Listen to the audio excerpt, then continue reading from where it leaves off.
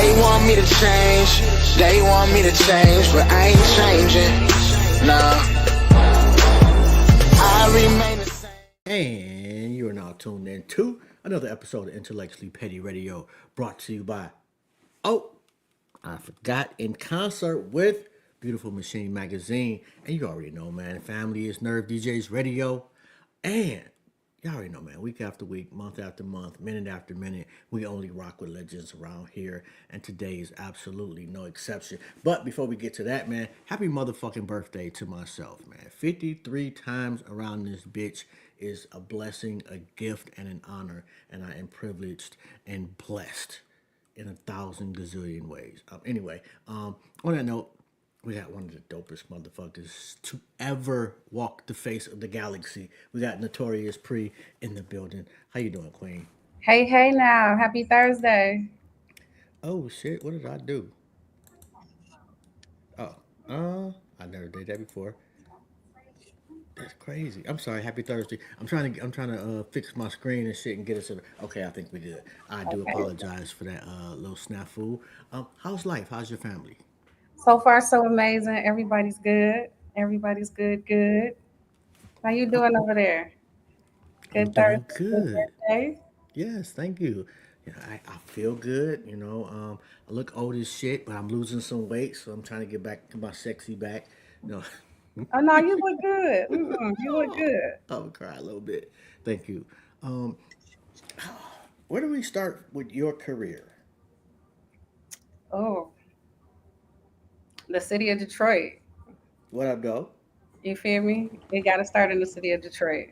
West side, east side? West Side, NFL, Linwood, baby, from the Dexter Linwood area. Oh, you mean that's west side, west side. Yeah, real West Side girl. Okay, all right. So what started it out for you, and why the business aspect?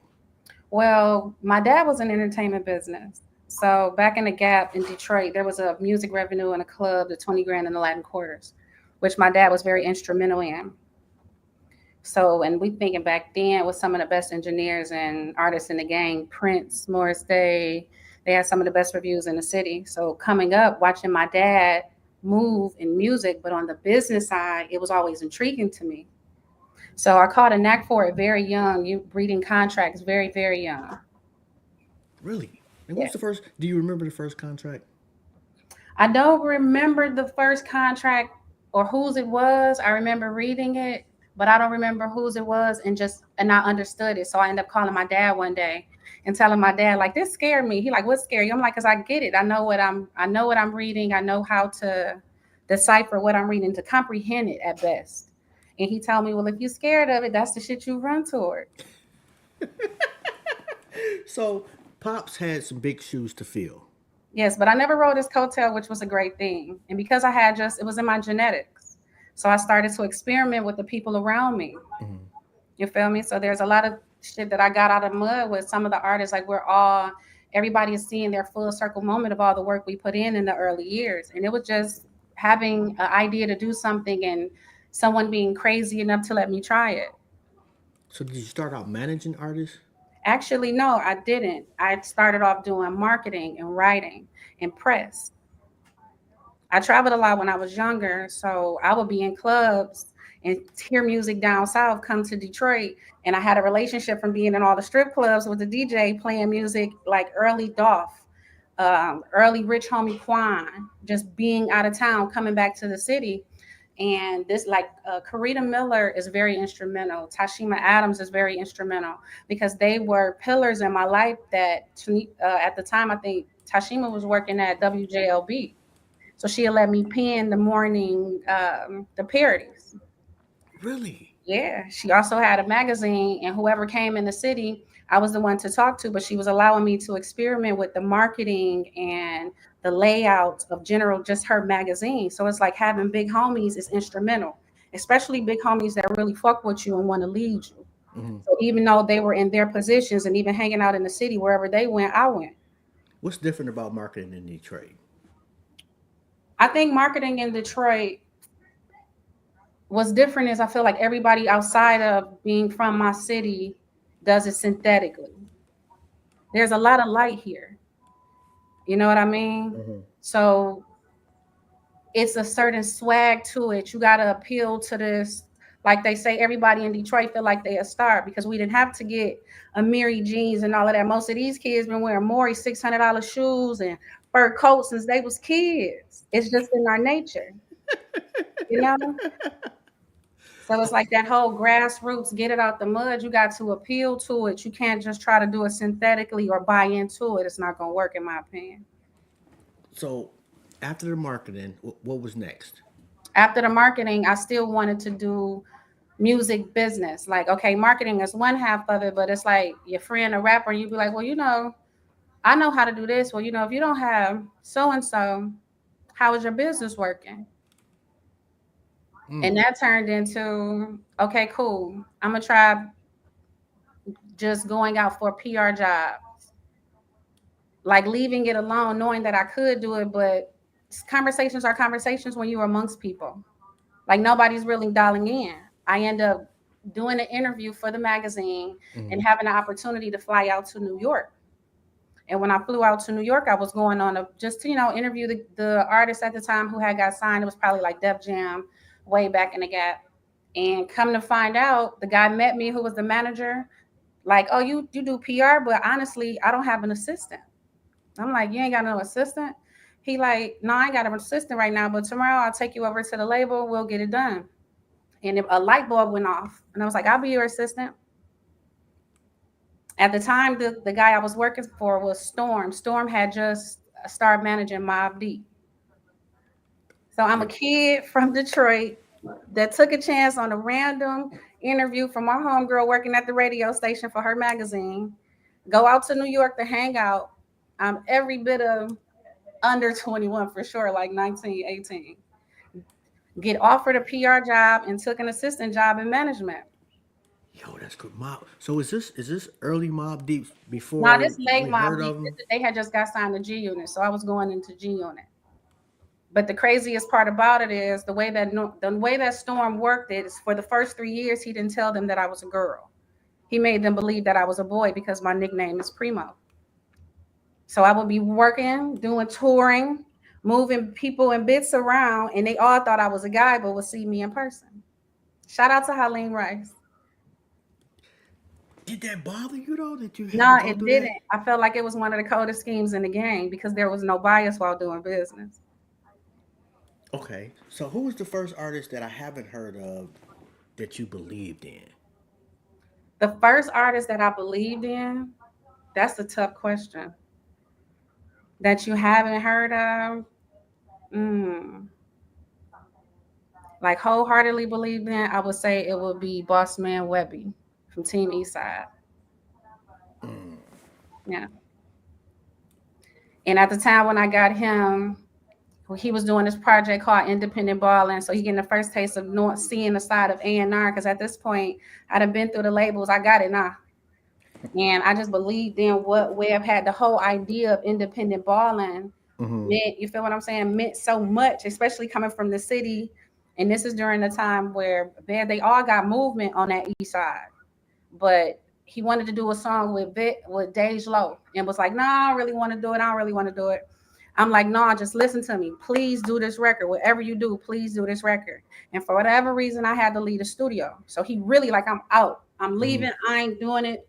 So I'm like, I'm still on the phone with the nigga begging him, like, please stay, just please stay in there. And he ended up staying and they end up doing Allergic to Bro.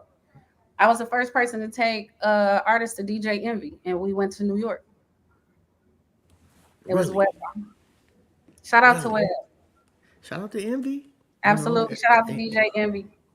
So at that point, okay, so you're an assistant. How long you did that for? What, 3 4 years? Oh no, I stayed over in New York for the better half of maybe 6 years. And when I left New York, I came back home and started doing my own thing. I dropped back to Detroit and I became the label because I possessed a lot of talents that I could do from inception to execution.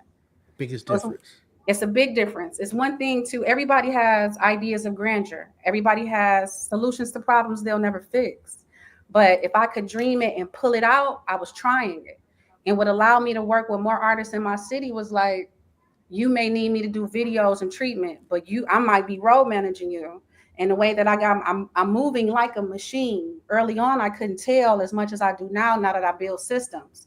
for entertainment businesses. Mm-hmm. But then it was like it made sense. So yeah, I love business, but I'm also creative. I started directing videos when I had spare time or flying in just to do a video. While I might be on the road with Vez, I'm flying back home to do a video with Peasy. All the while building and learning more about entertainment business because it's a business that constantly change. What changed about Detroit hip hop from, back in the day? It wasn't necessarily a cohesive unit. It looks a lot more cohesive now. Or am I seeing it wrong? I believe you're seeing it wrong because every area has, like, I'm from the West Side. Shout out to Rock. You feel Mm-hmm. me? Shout out to Big Hurt, Babgate, Rade, All Day, Tango and Cash. You feel me? Oh, They Rock nutty. Bottom. Love Rock So Bottom. I wouldn't say that it wasn't cohesive. Yeah, there were some things that happened in the past. Ideally, Mm-hmm. like those are things I'm not old enough to speak on it, but I was old enough to enjoy what happened. Like one of my cousins is Rook, Street Lord Rook, but quiet as kept. While I was doing my independent shit coming up, I came up under Fat Tone, which is Wipeout. Even though I'm a West Side girl, Fat Tone bought me my first BMW. Really? How you fuck around and meet? How that happened? Just being out and about. I always had motion since I was young, and I'm a cool chick. So I'm from Detroit. We hang out in strip clubs, and when you chasing something, you start gravitating toward people who's doing it. And at the time, this was, and shout out to Dre too, Lil Dre, my baby. I just seen Big Baby too not too long ago at my man's funeral. But ideally, it's shit. I'm moving around the city. And Mm-hmm. he caught on to me and was like a big homie. And what he knew, he would teach me. This is before whatever erupted in the city, but I'm still a West Side girl. So these are things that at least I had the opportunity to enjoy the Cheddar Boys and Street Lords and even being taught by them. Even when you think of the wands and the yachts, I had an opportunity to see the foundation of the things you feel what I'm saying? It's a Mm-hmm. perspective for me. But I don't feel like it's changed. I feel like it has evolved for sure. So you start the record company when you get back to the house, back to the house, back to the crib. I never started the record company. You I was never just me. started the record. No, I never wanted a label. I never wanted a record label. Of all the things that I can do inside of sound, I never wanted a record label. Why not? It just, I like the interworkings of it, but I love different portions of it. I like, yeah, so I like the business side of it. I'm more of a publishing company. A&R. What's the difference between the A&R of 2025 and the A&R of, let's say, just 5 years ago? I won't say it's a difference. Really?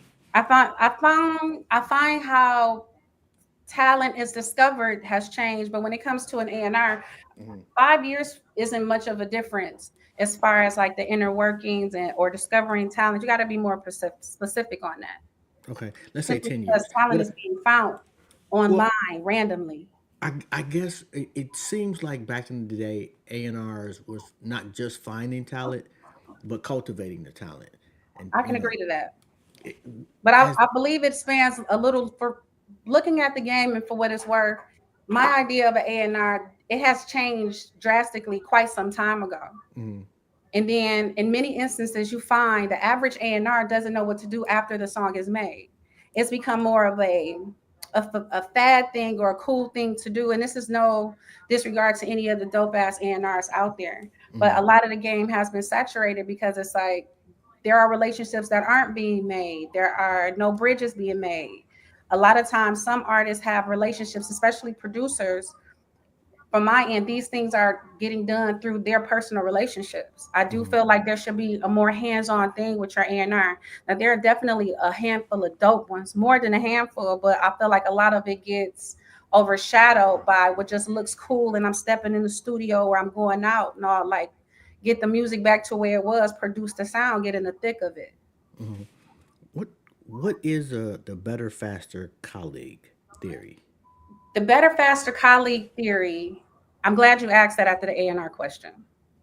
The better, faster colleague theory is being able to expand amongst your colleagues. So if I know if you're on my team and we have the agenda, Mm-hmm. but there are pieces of it that you don't get in the position that you hold. Ideally, let's teach what's missing. So Okay. you should be able to, as an A&R, to understand what admin is, to understand what distribution is, not just whatever your role is, so that you have a better outcome in all areas. Just being able to answer the question of the artist or the producer that you're working for, your colleague could have an answer to that. Dial in. The idea is to make the teammate better faster than I am. Mm, okay. Um, as far as working with artists,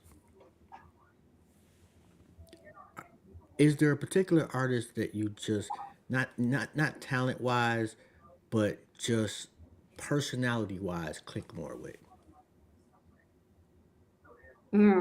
Like just one or Yeah, just one.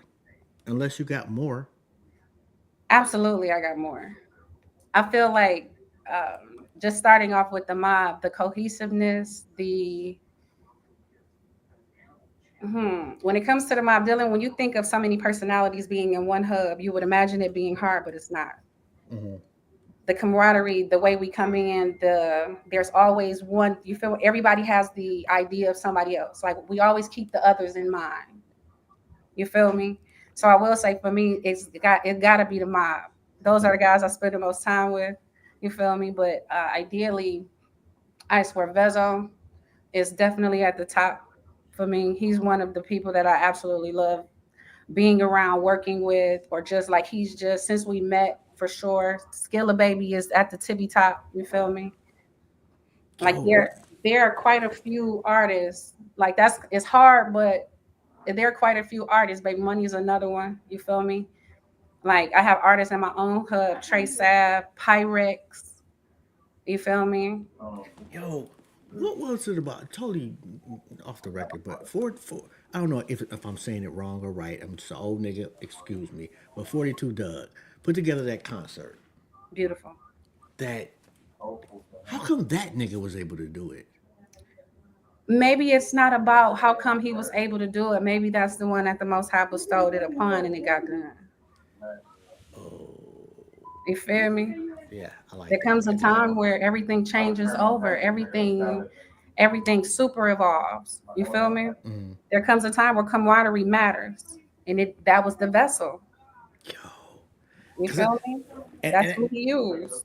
as an older generation, old head, gloom and doom nigga, I'm like, oh, I would never go to this before the concert. I would never go to this shit. I know they're gonna be shooting. It's gonna be all. And afterward, I felt so much motherfucking pride.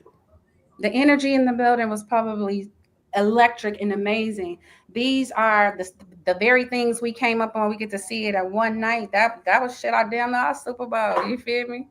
Like ideally, it was a great night for Detroit, but it's a very big staple. Even on from the outside looking in, it's just this hardcore cold city where no, we these things happen here. We can come together here in Detroit, and that's what it looks like. You feel me? It ain't necessarily. I think we need to, especially from the just different podcasts and things that's out there. We got to get away from the who did it first and the idealism that we doing it. We doing it. You know what the problem is? Cause I'm one of those. You know, I try not to be on the bullshit. I don't need the drama, but people love the drama. Like we all slow down for the car accident. But everybody doesn't. Some people want to get where they going. You feel me? Man, you killing And me there. ideally, this is my real personality. Anyone that knows me, it's just honestly, it's like this perspective. Everybody not slowing down. Some people just in motion, getting it done. That's how that concert got. They weren't worried about what was going on, or and granted, everything comes with its own set of politics. But that was the proof of it. Everybody ain't stopping. Some people are doing. You How feel you me? hook up with 808 Mafia? I linked up with 808 Mafia for through a completely different client. It was actually Luxury Tax 50, and one of his partners were had put up some money behind an artist. And at the Mm-hmm. time, I got the artist full publishing completely back in the previous contract. And when before they took it to their lawyers, and even their lawyers didn't believe what I had gotten done. Mm-hmm.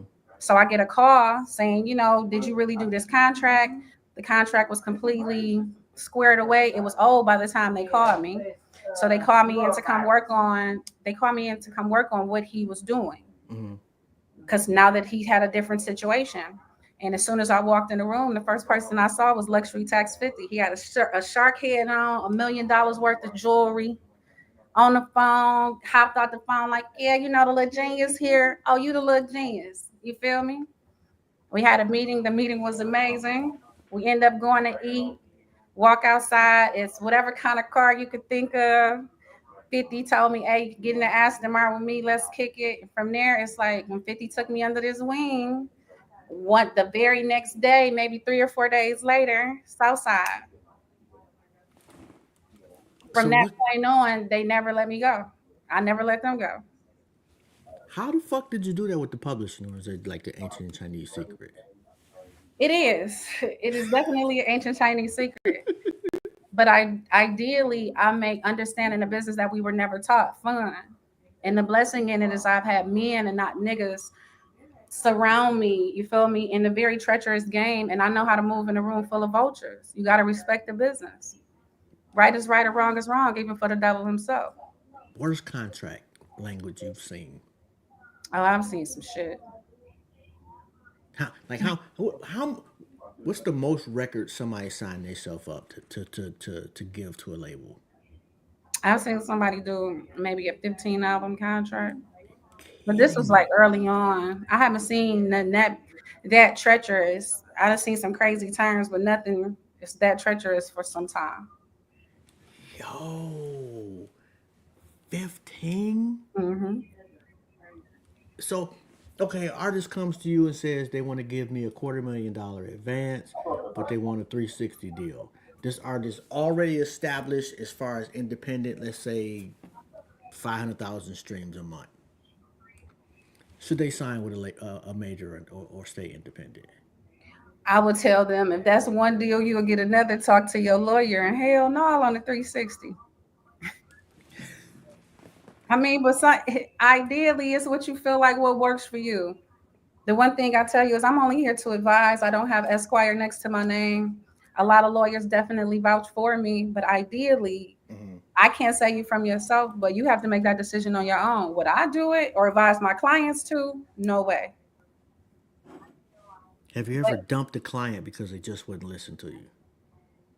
Maybe not because they just wouldn't listen to me, probably more so of I'm not gonna let you pay me to just constantly argue with me and we're not getting nothing done.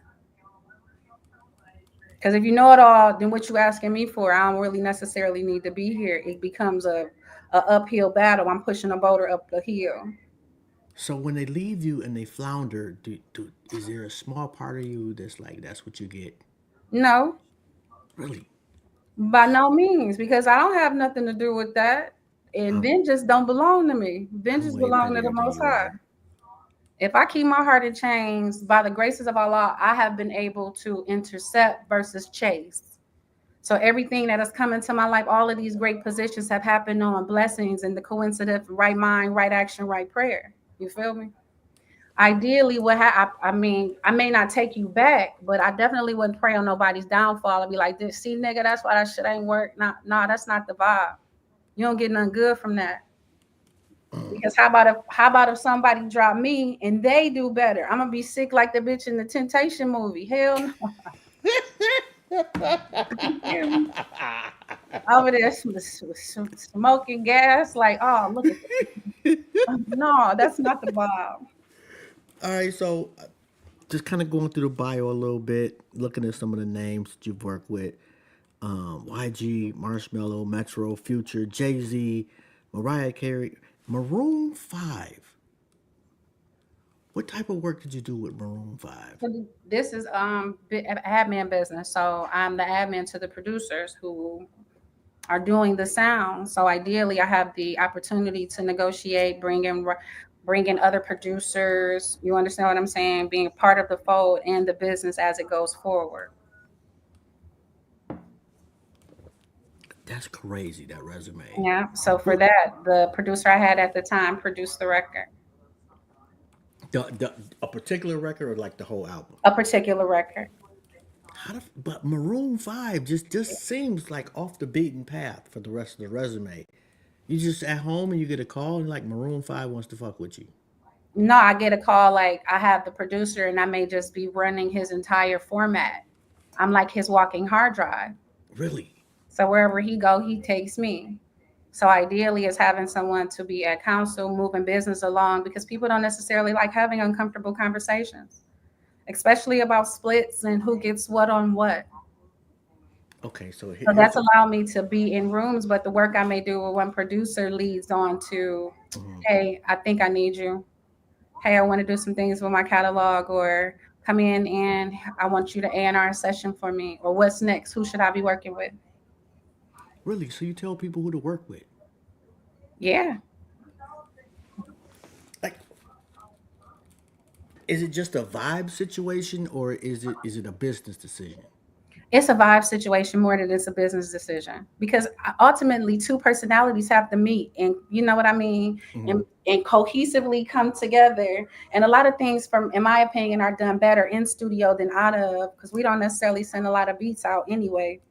But you still got to get these two individuals to meet and hope that the chemistry you think you see can actually happen. Okay, I give you an unlimited budget, but you can only make one song with two artists. Who do you pick? An unlimited budget. Yes, Once, wait, who doing the production? that's up to you. You got a blank check, Oh, that's a tough question. That is a and I'm oh, not even. I ain't want to ask you, because the mafia. I don't want to ask you about production. I don't want you to be biased. okay. So it'll get production out of it. What the artist, independent or major? Living, dead, independent, Oh, major. living dead. Oh, that's Yes, okay. So I would have. Oh, that's kind of easy. Oh, that's kind of hard. So can I get three? I'll give you Marvin, three. Okay. because sonically, the "I Want You" album is one of the best albums ever made, and I don't think people pay attention to it. It's the same. I'm telling you, the sound in it.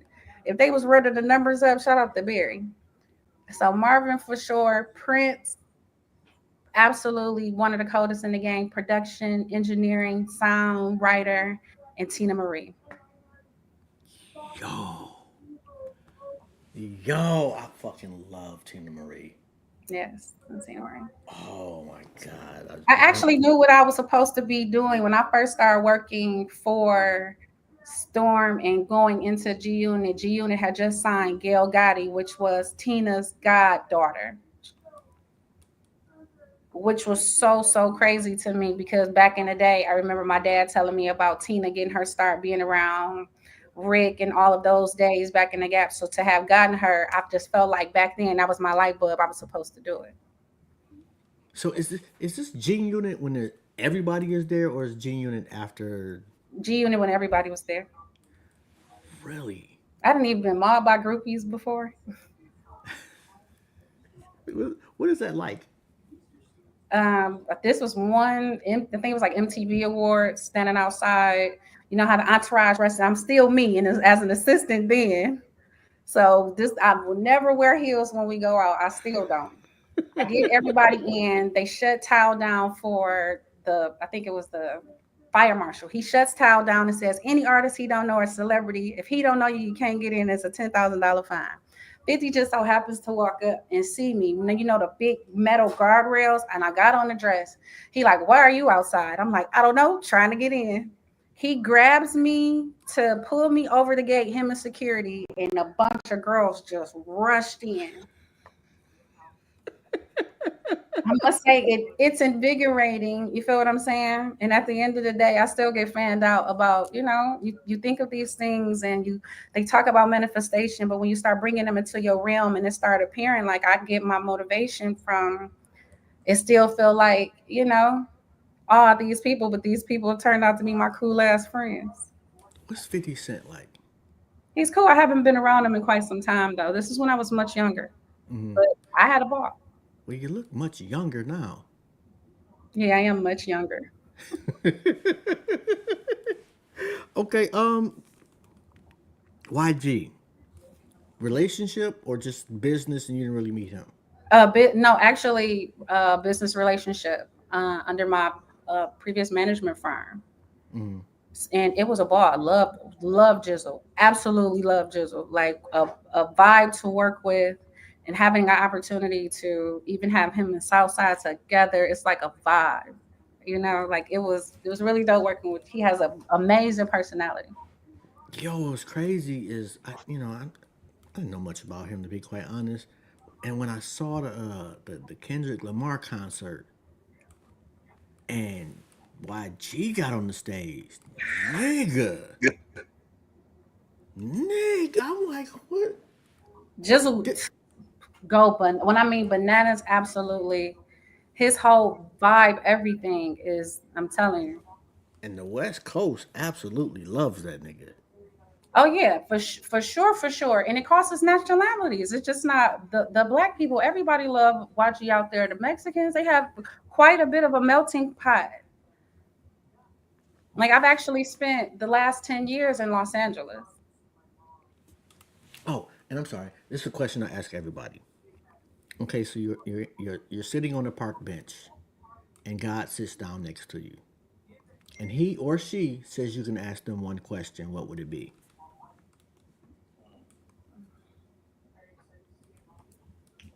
Ooh, cold. I, Got it.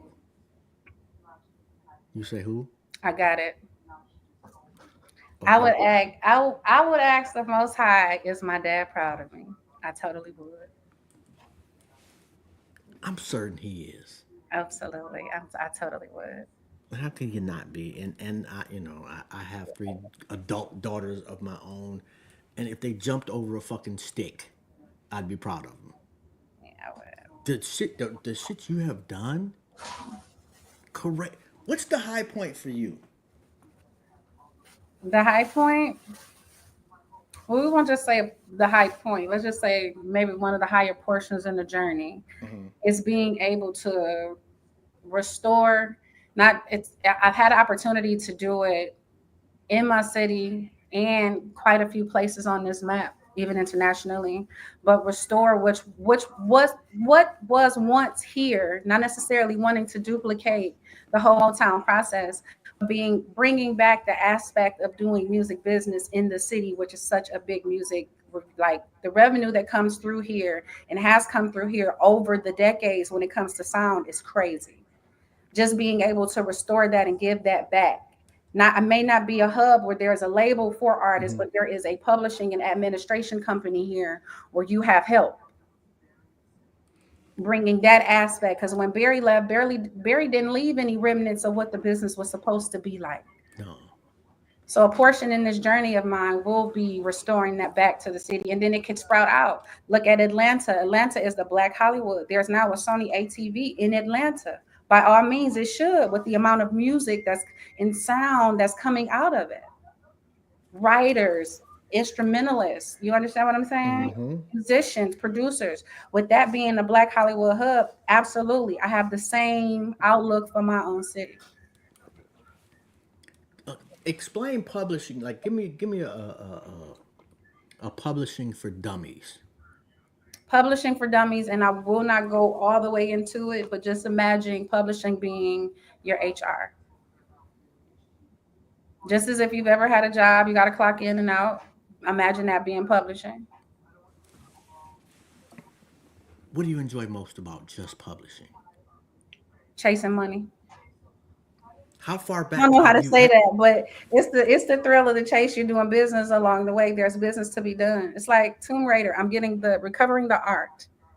So you're backtracking and finding money. Oh yeah, Biggest amount that you found that they didn't know they had. I won't disclose. I won't disclose. Seven figures. I won't disclose. Okay, I I ain't thought seen no Billies yet. I haven't seen no Billies. Ideally, I haven't seen a Billy. is that the goal? Yes. I once Then heard Matthew Knowles in an interview say this probably was maybe 2016, 2017, in the early years of me being in LA. I heard him on an interview saying that he had recouped at that point over 5 billion for Destiny's Child B. I can't remember which portion of it. It might have been just the Destiny's Child portion. But that has always been my goal. I got pictures of that being on my whiteboard as soon as you walk in the studio. You feel me?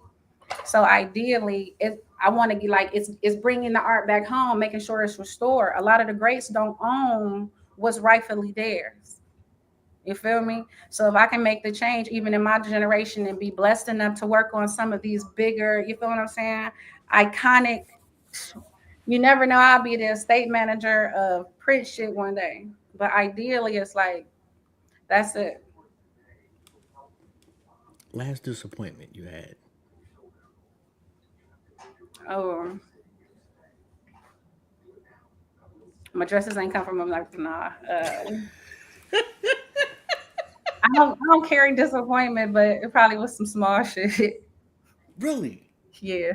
So there's like you just seem like such a zen like person.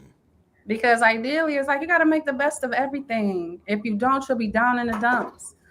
Like life is truly, truly worth living. Like I really come from the trenches, so it's different for me. Ideally, as a kid, I created this world in my head, not knowing what manifestation was, and trying and doing something. And what we weren't taught certain shit. You feel me? But being able to move in it and seeing what God can really do, like how things actually change, is just something that I carry with me. It's a part of who I am. Most memorable in studio moment.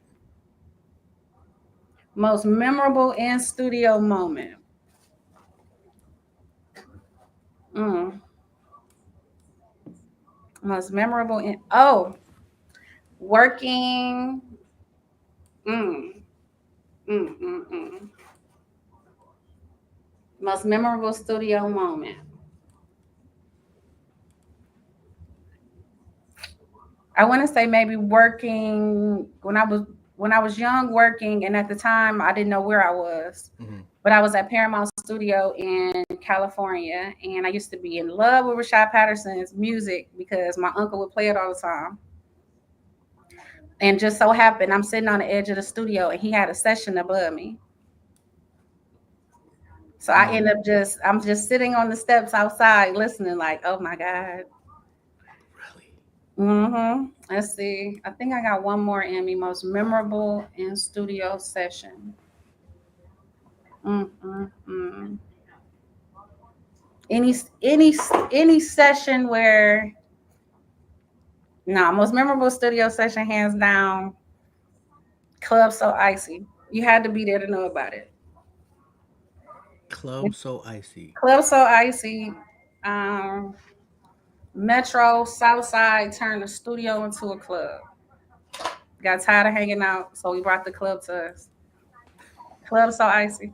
You had to be there. Yeah, I don't think I even want to Oh, know.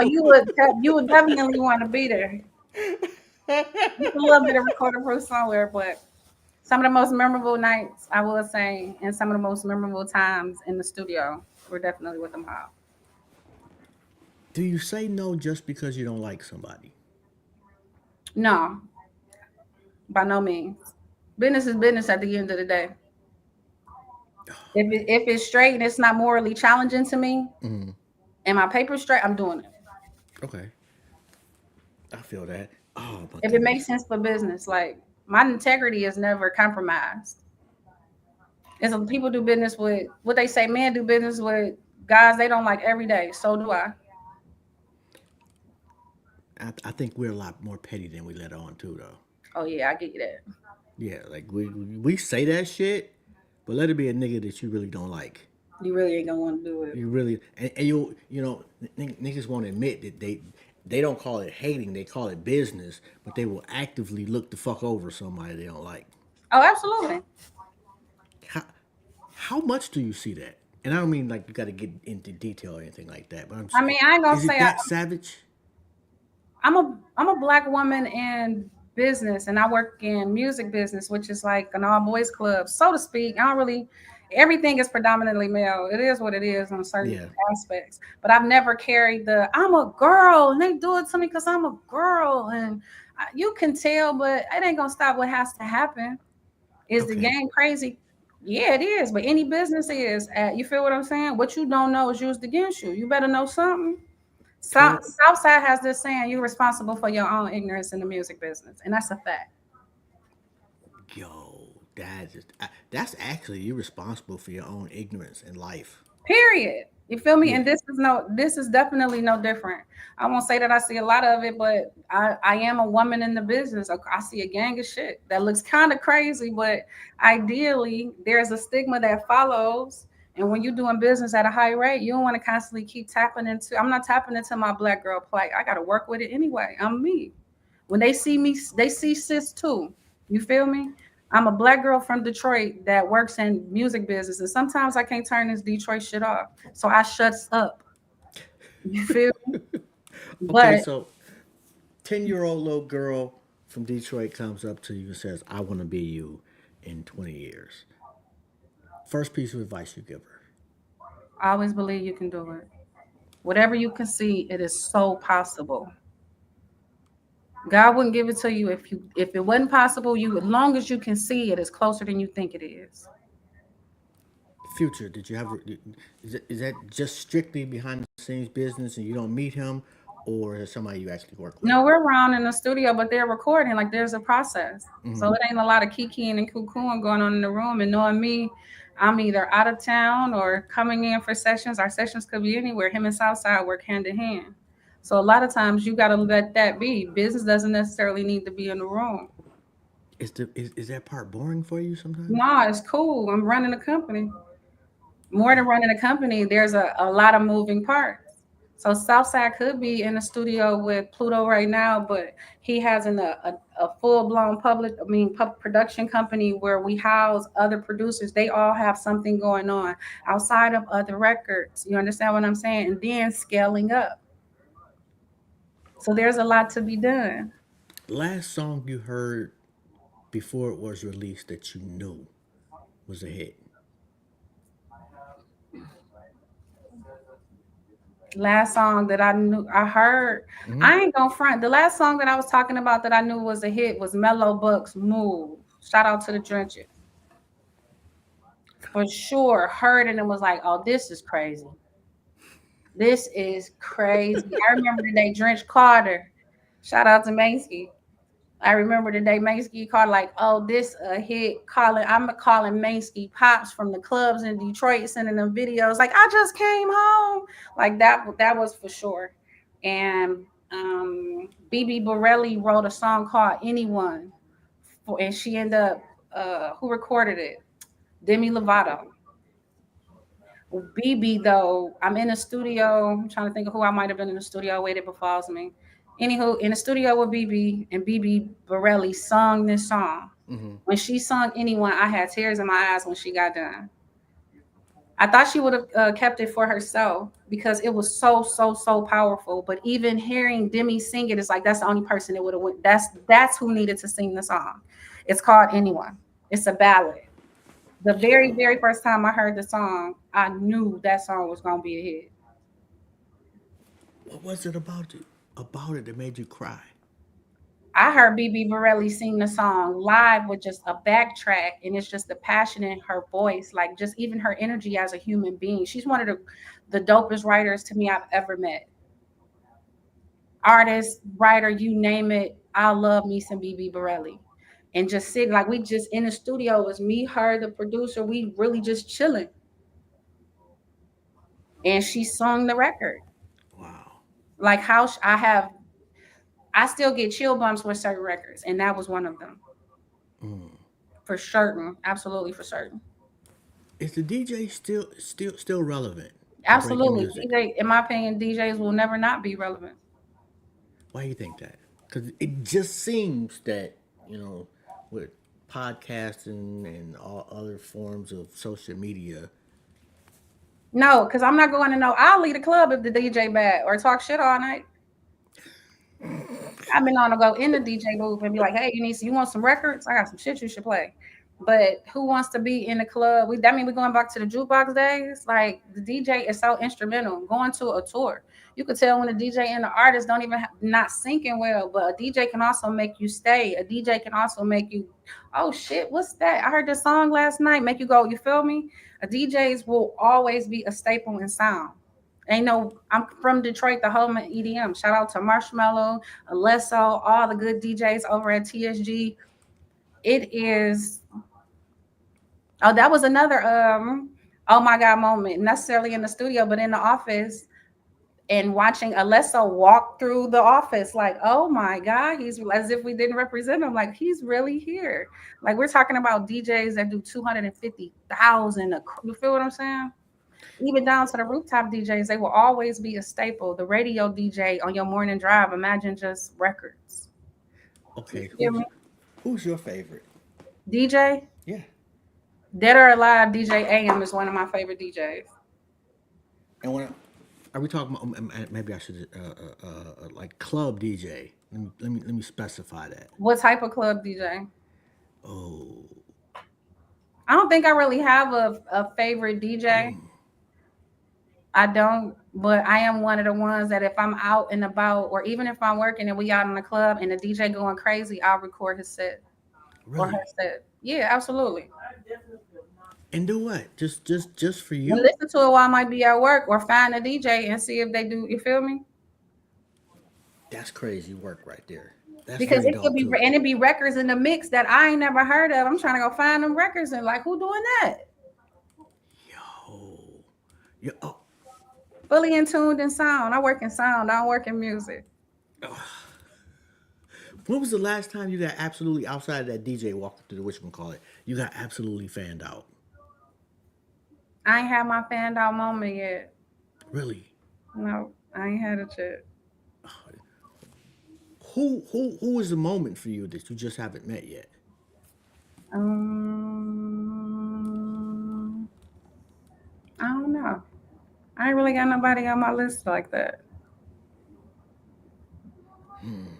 I ain't got nobody on my list like that. Well, I will say Hove because even with the business that being done, that was just business. So you feel what I'm saying?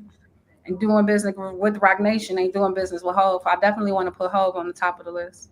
Yo, I would love to sit down with Ross and have a conversation with Ross about publishing no cell phones, no nothing, just kick it with Ross.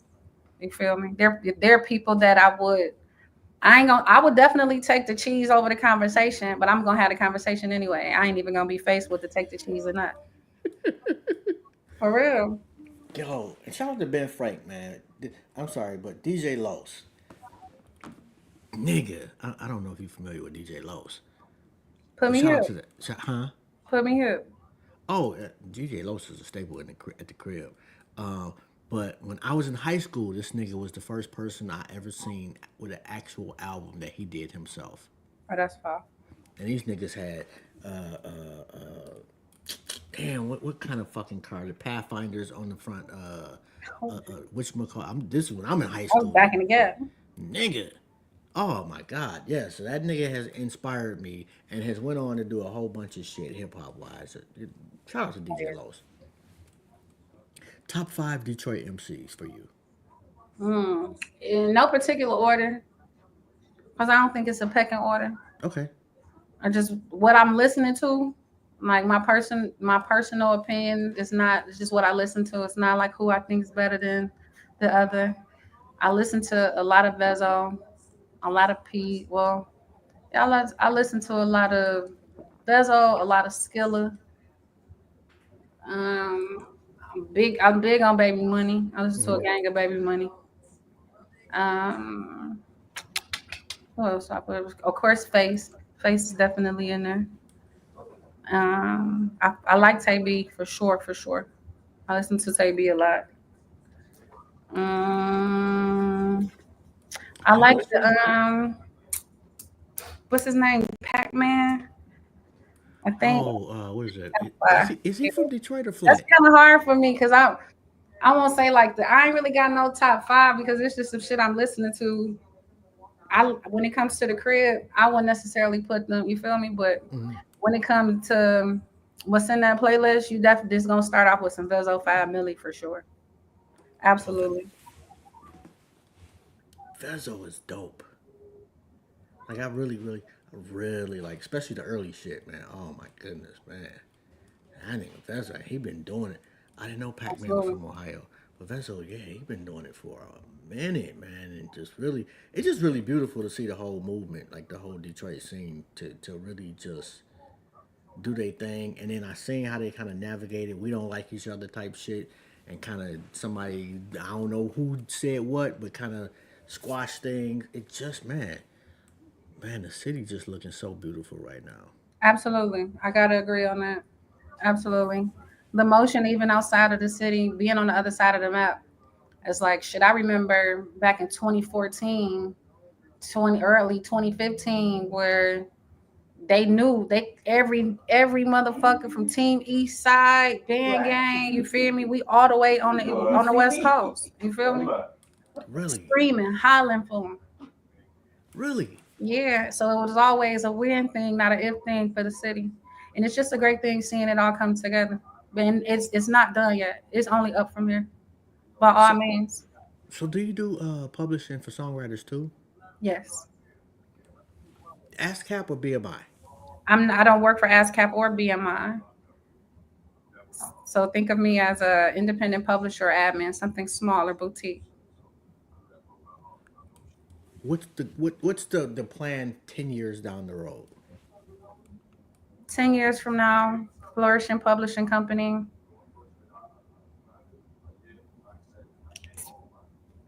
helping to scale 808 in a massive way, building little me's, you feel me? Leaving something behind, restoring the music education back into Detroit public school systems. Is that possible? Yeah, it's possible. Anything is. Really? Oh my god, I'm such a pessimist. This shit. I'm kind of I'm all over the place. Sometimes I'm optimistic. Oh, and publisher of the year. I'm coming for publisher of the year. Catalogs through the roof. So Some of it's the best music ever made. so who gives out the publisher of the year? It depends on who you're signed up with. So if you're signed up with BMI, they do their own. ASCAP do their own. You feel me? More pro, a better relationship, well, better business, a songwriter or a producer, What do you mean? as far as the ease of which you can handle the publishing job. It's all it in that portion because one creates the sound, the other one is doing the actual words to it. Is the same. That business is the same, just about. So sampling, is that a different ball game? Well, sampling, that's a great question because there's a lot of misconception about sampling, especially with loop makers. Loop making and sampling is two different things. Sample is to sample something generally in entertainment business, meaning I'm sampling a record that has already been in syndication. I'm sampling a master. I'm doing an interpolation is where we remake the sound, but it's the same melody or chord progression. Hmm. That's a sample. You feel me? Sampling is it's like a form of licensing. I have to ask and request, is it okay for me to use it and see what their terms are? That's a portion of what we're doing, but that's on the production side of things. Hmm. So the producer has to have all that shit taken care of before they Not come to you. necessarily. This is more in my personal opinion. If there's a sample on the record and you're a signed artist, and even if the producer bring it to the fold, let's try to get it clear if it means that much. It's either going to work for us and they smack us for hella pub and a bunch of cheese and we use it as a stepping stone, or flip the beat, make it as close to an interpolation as we can get it. They still gonna come, but then the hit ain't gonna be that hard. You feel me?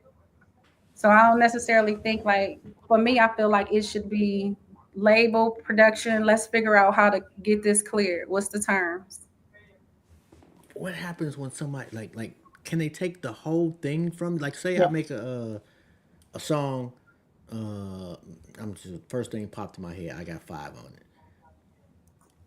Very popular beat they use. The people that made that beat say no, and I say fuck you and use it anyway. They take all the money from that song. If you tell them no and use it anyway, you're fucked because that's you going against copyright infringement. You asked and they said no. You're not even gingerbread man in there where you put it out, and if they catch it, they catch it. We'll deal with it then. You put it out anyway, and you're gonna get it snatched down. It's Did not they say staying up in this day and age because we're not dealing with tangible sound anymore.